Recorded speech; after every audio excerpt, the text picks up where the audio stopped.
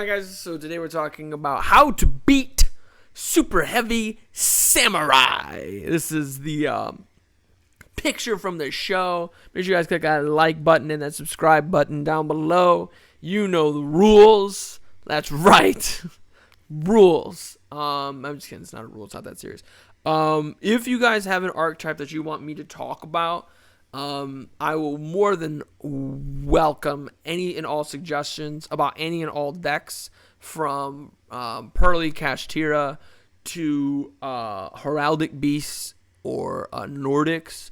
I know what a lot of decks do, and it's not really hard for me to learn what a deck does if I don't know what it does. So if you guys want any suggestions on how to beat, this is just a deck that I've seen a lot of people mess around with, and this has been a very popular archetype. We talked about on the market watches, cards moving up and down because it counters this archetype. I just don't think you need to be doing that. I think that if you know what you're doing against SuperHeavy Samurai, you should be all right. So we're going to talk about what this deck is trying to do. We're going to talk about good cards going first. We're going to talk about good hand traps going second to interact with them during their turn, and then good board breaking cards. That's kind of the order that we always do this. Make sure you guys click that like, subscribe, etc.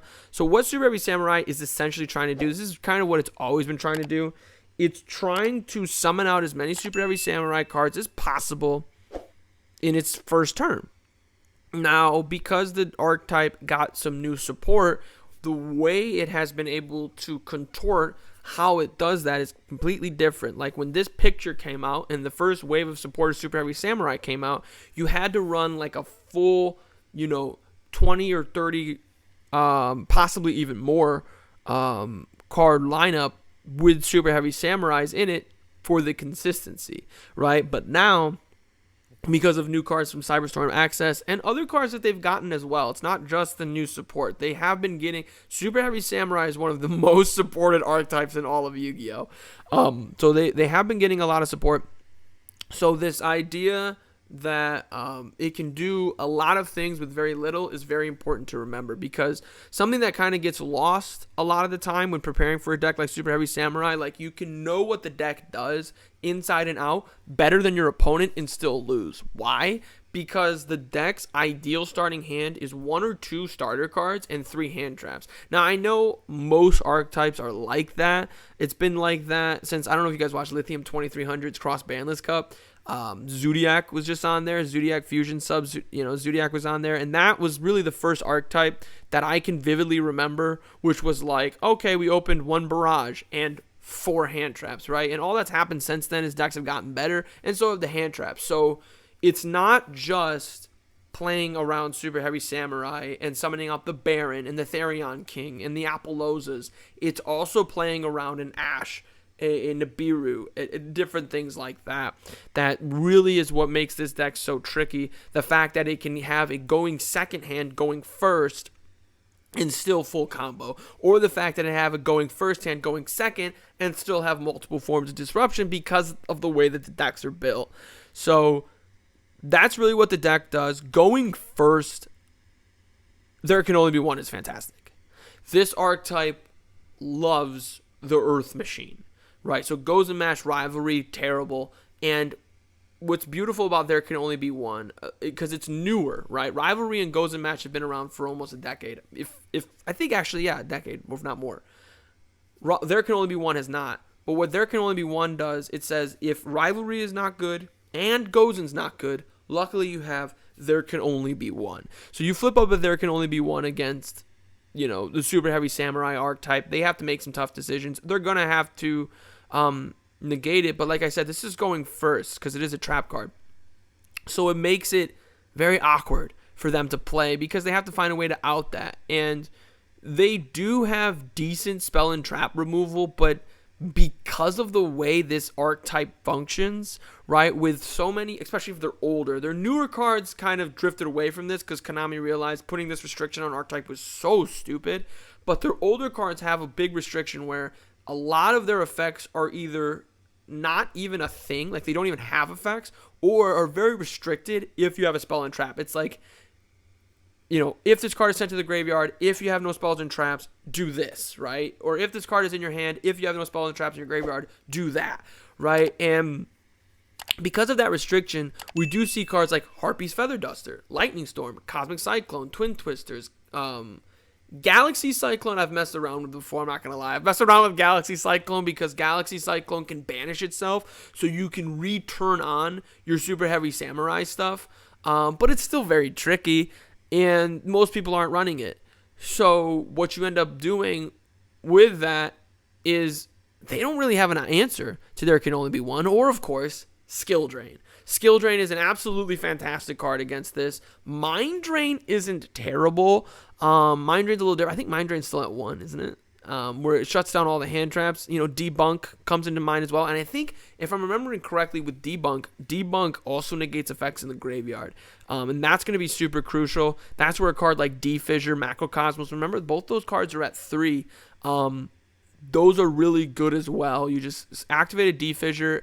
Your opponent is going to still be able to play. And that's the thing. That's why I said There Can Only Be One first, because your opponent is still going to be able to play through the D-Fissures, through the Macrocosmos. It's just going to be a little awkward, a little funky. But like I said, they do have a Heavy Storm, or at least a Harpy's Feather Duster could be a Heavy Storm as well, in, I believe, a level 6 Synchro Monster. It doesn't take them a lot to wipe out the back row. So you want to be very particular about the back row that you choose. That's why I really like There Can Only Be One. Skill Drain obviously can also fit in that conversation, and so can Deck Lockdown. Deck Lockdown is a card that we've seen enter into certain side decks because it just says no. It's the Droll and Lockbird, but for 2 turns for everybody, right? And I think Droll and Lockbird's for everybody as well, but that's why Deck Lockdown is just so popular. It just shuts everything down. Summon Limit is another one that's very, very good. Summon Breaker.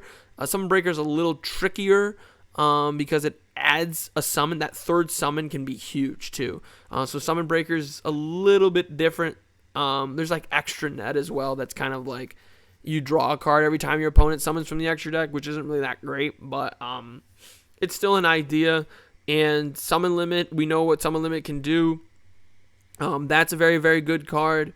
And Different Dimension Reincarnation is another really fantastic card where it's a turn of D-Fissure, right? So if you can't really afford to have your cards get banished, you can just play Different Dimension Reincarnation, and your opponent, your Super Heavy Samurai opponent, doesn't get the card's effect in the graveyards, right? Still not the best. Still love There Can Only Be One the most, but those are some cards you can be running against the Super Heavy Samurai deck. And I know sometimes I like to show the pictures of all the cards. Sometimes I don't, right? But I just decided not to because I just wanted to go a little bit quicker because these can run kind of long when I do the How to Beat series.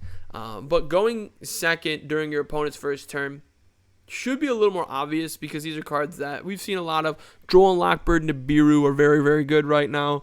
Droll and Lockbird just says no, just shuts down their, your opponent's hand in its entirety. But that does remind me too. Shared Ride, I believe is what it's called. There's a card like that like you draw a card every time your opponent adds a card from their deck to their hand. Something very similar, I believe. It's like opposite Droll and Lockbird, where instead of saying your opponent can't play and both you guys can't play, just saying that you get to play with your opponent type thing. Ash Blossom is actually not that bad. Ghost Ogre, which is why we've seen Ogre pop back up in the format, is actually also really good against Super Heavy Samurai if you time it well. Because remember, when the Pendulum monsters go into the scales, they are spell effects. So if you Ghost Ogre and destroy them, they go to the face-up extra deck, and they are destroyed, and they don't activate their effects, which is really, really good and fantastic. D-Shifter, for similar reasons to D-Fissure and Macrocosmos, is really, really good. DD Crow is not as good, but a well-timed DD Crow could be, because I do believe there is a choke point where they summon out, and what a choke point means is during the combo, because a lot of Yu-Gi-Oh! Decks are combos, right? During the combo, there's going to be a spot where if you play a hand trap, it does nothing. They're just going to play through it. But a choke point is the opposite. So there's going to be a spot, and I believe it's when they summon their Link 1, to bring back out the Soul Peacemaker, especially if they've already normal summoned. And it doesn't look like they can get to their Pendulum Summon. Yeah, because they summon a bunch of times and Pendulum Summon and normal summon. But anyway, if you can DD Crow the Soul Peacemaker, you could be in a very good spot. Or Soul Piercer, I believe. Or I think both Peacemaker and Piercer are very fantastic. But I think Piercer is the one you want to DD Crow. Yeah, and when we look at other hand traps that could be okay, it's really less of what could be okay and what could be not okay. Like, I don't really think Imperm's that great. Effect Veiler's probably not that great. They're all right. They can do some cool things. Imperm a little bit better than Veiler because you can use Imperm going second, kind of like the last category we're talking about, like board breaking cards. But overall, I think that the typical hand trap lineup, you could even argue Cyframe Gear Gamma because your opponent is going to be running a lot of monster effects. That's another one that could be really good. I've never been the biggest fan because you have to run driver, but a well-timed Cyframe Gear Gamma could be the difference between winning and losing the duel against Super Heavy Samurai. Now, when we look at board breaking cards, Book of Eclipse is still okay.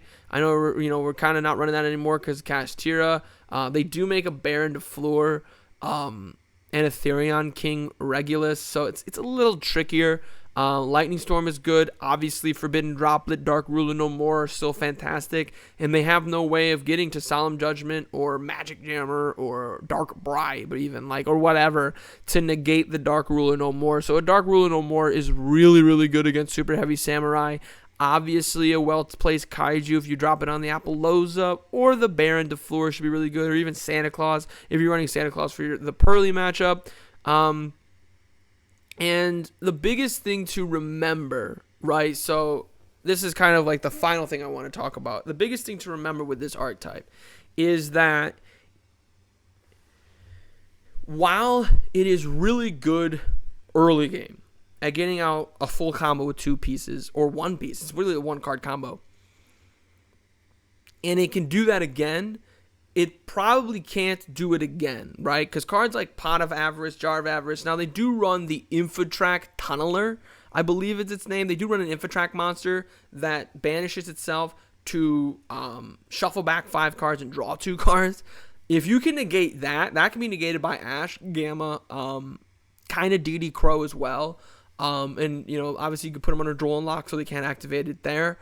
If you can negate that, they can run out of gas. This is a deck, especially in the wrong hands, that could run out of gas very easily. And what I mean by the wrong hands is that there's some players who don't think about things like that. They don't think about, they just assume that they're going to kill you turn 2, turn 3, turn 4. They're not thinking of what happens if this gets to turn 7 and I have 3 cards in my extra deck. And I have no tunneler, I have no way of getting my cards back into my deck.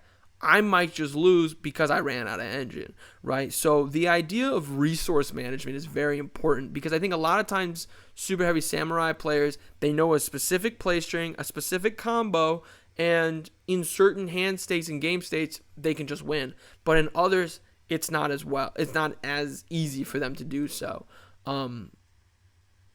The restriction of the spells and traps is very, very important. So you don't have to worry about certain cards, but that does mean you do have to worry about others. So you do have to worry about hand traps, right?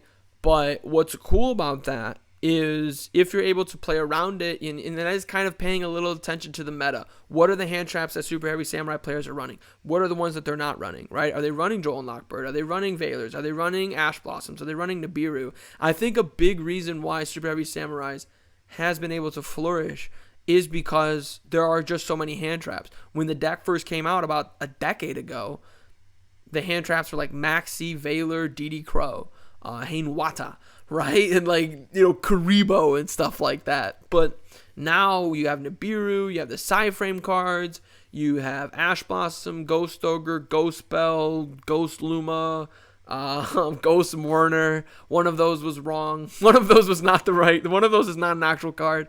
Ghost Sister, Ghost Reaper. You have a lot of ghosts, like Danny Phantom. And you can run a Super Heavy Samurai deck with a lot of disruptions where you couldn't when the archetype first came out. But if you're aware of those hand traps, you're playing around the Biru, making sure you're not going into 5 summons if you don't have to, right? You're playing around Droll where some hand states you can't really play around Droll because Droll's kind of crazy, but there are some hand states in some decks where you can play around Droll. And you're playing around Ash, and you're making sure you're finding, like I said, those choke points where they summon out the pendulum monster or the ballista, right? Or even tunneler is a pretty interesting choke point to just resource management. If you think your deck can keep up with them resource management wise, you should be okay. And the biggest thing too to remember with a deck like Super Heavy Samurai is that you're going to have to be sort of playing on the fly in a sense, because there are a lot of cards in the Super Heavy Samurai archetype. There are going to be cards that other players aren't running, but the player you're playing is running, and you're not going to know all of them. So be very adaptive, right? Like, don't be afraid to ask, hey, can I read this card? Don't be afraid to go, hey, can I read this card? What does that card do again? Don't be afraid to ask those questions, because, I mean, Super Heavy Samurai's, before its most recent waves of support, was like almost like Blackwing's Performer Pals, like had a bunch of support already, and it's gotten more. So just because you see this standard looking 40 card Super Heavy Samurai deck, and then you go to a regional or a OTS stored or a YCS event, what have you, and you play somebody and you see a Super Heavy Samurai card like this one. No one's running this one, but this one's I think this is the one that stops direct attacks, I'm pretty sure. And can't be destroyed by battle to turn into something like that, right? There's another one that can change the top cards of the deck and makes a monster's attack if it's attacking with a direct attack 0. Those cards don't really see a lot of play. I don't believe this one sees a lot of play. There's another one that says it gains 1200 attack. That one might still get played. I don't know. One that can attack twice. A lot of different things like that. Something else too that I almost forgot, because it doesn't come up very often, because usually, like I said, this deck's making the Barons or the Ballistas or the Apollouzas or the Therion King Reguluxes, but the Super Heavy Samurai Synchro monsters are actually all pretty Most good. Of these are older. Most of these only have effects if there are no spells and traps in the graveyard.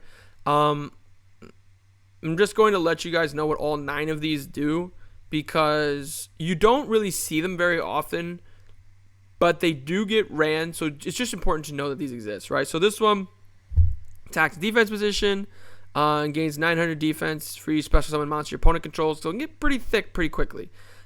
This one's pretty good. If a Super Heavy Samurai monster would be controlled, you can destroy a different card instead. If it would be destroyed once per turn, when your opponent activates a spell or trap card, you can draw until you have 3 cards in your hand. So just keep that in mind, that this is just free advantage for them going forward. This one doesn't get ran too often, but its pendulum effect is when a monster tries to attack, you can special summon this card. If you have no spell traps, change the attack to 0, negate its effects.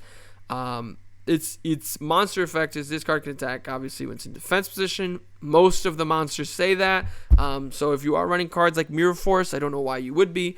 But it doesn't really do too much against them. This deck is a little wonky because there are some cards that say an attack position monster, but you should be okay. It's not like super relevant. That was more relevant like Duel Links. But during the battle phase, you can special summon Super Heavy Samurai monster card from your graveyard. This one, we're on this one now. Once per turn, if you have no spell traps in your graveyard during each player's turn, you can target his face up or one spell trap on the field, destroy it. So that free spot removal is pretty interesting. When this card is summoned, you can destroy all spells and traps your opponent controls. So this was the Harpies I was talking about earlier. This one's pretty good too. If you have no spells and traps in graveyard, you can hack it half its defense. It can attack your opponent directly. After it's destroyed by a card effect and come back. Train Queen is pretty good too. Attacks and defense position. Discard 2 cards. Target that many cards. Up to 2 cards. Target that many cards your opponent controls. Destroy them. So free spot removal. And then once per turn, you can banish all spells and traps from the graveyards. And if you do, inflict 200 for each one banished. So that's pretty relevant for like Sky Striker players or whatever other archetype does stuff like that. These last 2 are probably the best 2, if I'm remembering correctly. But when this card is synchro summon, you can target one machine monster in your graveyard, add it to your hand. So this is just a really good combo extender. And this last one, once per turn during the player's turn, if you have no spell or trap cards in your graveyard, you can target one in your opponent's field, in your opponent's graveyard, set it to your side of the field. So, be wary playing cards like Harpy's Feather Duster against them. That's not really that good of a card. But Lightning Storm, Raigeki, Darkhold, Dark Ruler no more, because this card can take it, right? So that's just something to keep in mind. I said I wasn't going to show it because it was going to take up too much time, but I didn't remember their names, so I just remembered a lot of their effects, so that's why I wanted to look them up specifically. But let me know what you guys think. What are some cool tips and tricks you have against Super Heavy Samurai? Let me know if there was anything else you want me to clarify, because I kind of went as fast as I could, and it's still a 20-minute video. But thank you guys so much for your support. If there's any decks that you want me to tell you how to beat, make sure you let me know in those comments down below.